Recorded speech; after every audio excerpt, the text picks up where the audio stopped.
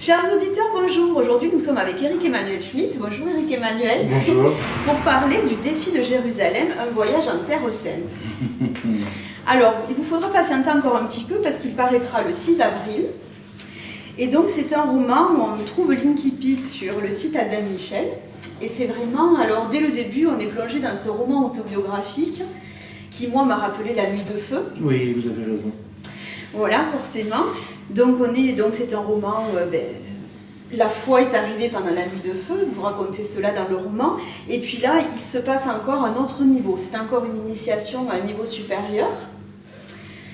Dès le début, il y a des anaphores, donc pourquoi partir chaque jour. Donc ces anaphores, elles nous montrent aussi l'infini du travail de l'écrivain, l'infinité de ce travail, où on recommence chaque jour. Mais on a l'impression aussi pour le lecteur d'être face à un soliloque et on est proche de vous, on se sent proche de vous. Tant mieux. Parce que je crois que je vais dévoiler des choses très intimes au fur et à mesure de ce voyage et de ce livre. Et je pense que cette intimité qui est la mienne, c'est aussi celle du lecteur. Oui. J'ai toujours cru à ça. Et j'ai toujours écrit en pensant à ça. Et j'ai déjà les premières réactions des lecteurs de ce livre qui me disent « Ah, ça m'ouvre des portes ». Je reprends en compte des choses qui se sont passées dans ma vie et que j'ai mis dans une poche parce que ça me dérangeait, etc. C'est tapis. Voilà, tout ce rapport à l'irrationnel, aux sensations que nous éprouvons à certains moments, à l'élévation qui nous tombe dessus, à la grâce, tout simplement. Oui. À la grâce, et puis donc voilà, vous partez pour cette initiation. Cette initiation, elle commence par le dépouillement, puisque vous partez seulement avec un livre.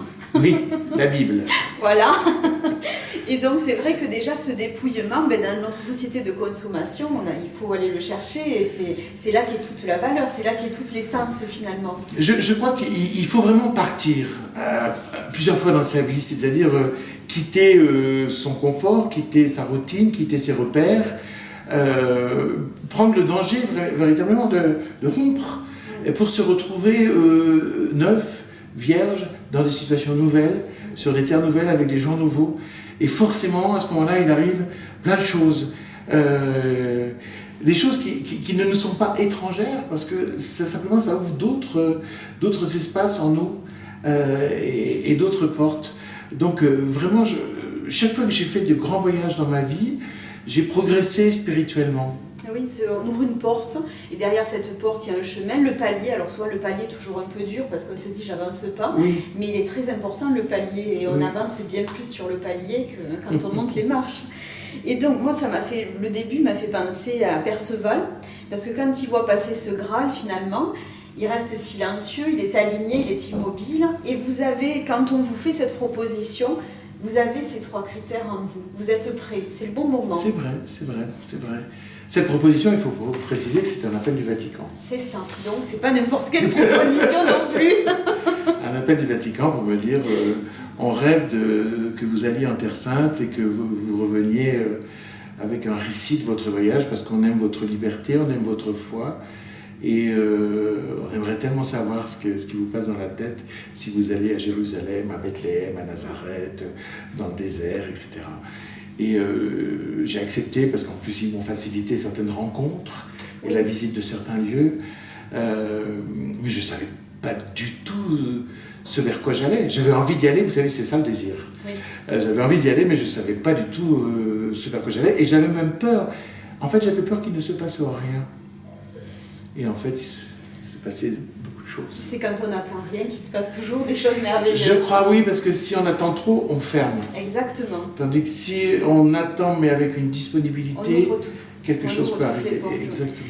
Et donc c'est vrai qu'il y a plusieurs étapes, puisque vous avez visité certains lieux. Donc d'abord, pèlerin parmi les pèlerins, donc en groupe, puis ensuite tout seul, et ensuite avec Lorenzo. Et donc c'est vrai qu'on a un petit peu les trois états de la matière, là où on a...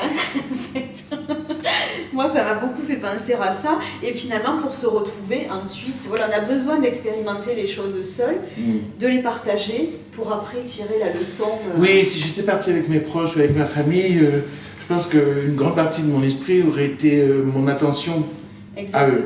Oui. Et je voulais pouvoir être totalement voilà, totalement moi-même ou totalement même étranger à moi-même. C'est là que se fait l'évolution. Voilà, c'est ça. Oui, exactement. Il y a des voyages qu'il faut Quand faire on est seul. seul. Oui, souvent les voyages initiatiques se font seuls, sinon on n'a pas... C'est du tourisme, on passe Oui, à côté. c'est ça. Il se passe des choses, mais il aurait pu s'en passer plus. Donc dans ce roman, c'est aussi l'écriture. Vous avez beaucoup de réflexions sur l'écriture. Et donc, est-ce que l'écriture a changé alors ? L'écriture, c'est le socle de ma vie, en fait. C'est la manière dont je communique avec le plus de monde possible.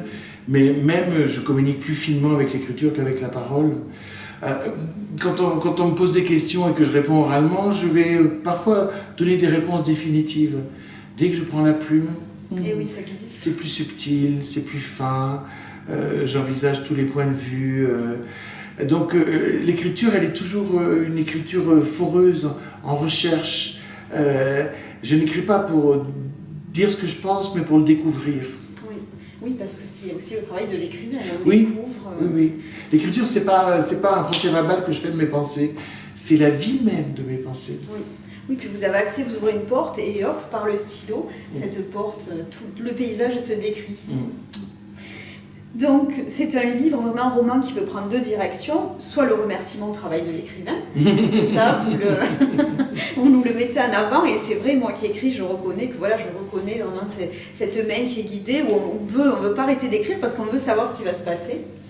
Et ensuite, c'est un écrit fondamental, moi j'ai trouvé, et pour vous personnellement, et pour votre carrière aussi d'écrivain, et pour le lecteur, parce qu'en fait, il va nous repositionner dans notre nécessité, je vais dire, notre entièreté. Et donc, il nécessite d'être lu, d'être vécu pour être transmis, ce roman. Oui, parce que je crois que nous avons tous à affronter l'irrationnel. Oui. Nous sommes préparés au rationnel, puisque nous faisons des études, nous avons une formation, etc. Mais le rationnel, c'est une partie de l'esprit. Et il faut se confronter aussi au reste, c'est-à-dire à l'émotion, à l'inspiration, parfois à la surprise de la rencontre, parfois même à ce qu'on peut appeler l'expérience mystique. Et je vais en raconter une par surprise que j'ai vécue là-bas. Et donc, j'essaie d'amener chacun à dire, au fond, il faut rationnellement que vous abandonniez la rationalité de temps en temps. C'est ça. Voilà. Pas tout le temps, mais de temps en temps, ça fait du bien. En tout cas, c'est un très bel ouvrage. Donc, on est un petit peu pris par le temps, donc on va un petit peu écourter, parce qu'il y a une représentation de Madame Pitlinska et le secret de Chopin, que je vous invite à aller voir, d'ailleurs, si vous n'avez pas encore découvert cette œuvre. Et donc, voilà, donc le défi de Jérusalem, un voyage en Terre Sainte, pour Pâques, un beau cadeau, en plus des chocolats. Ça peut être un très bel ouvrage parce que... Mais en plus, hein. Ah ben oui, en plus des chocolats. Belges, bien sûr. Mais c'est vrai que voilà, ça peut être un très beau cadeau parce que ce n'est pas qu'un livre. C'est un cheminement, une réflexion. Merci à vous, Emmanuel. Vraiment. Merci. Au revoir, à très bientôt.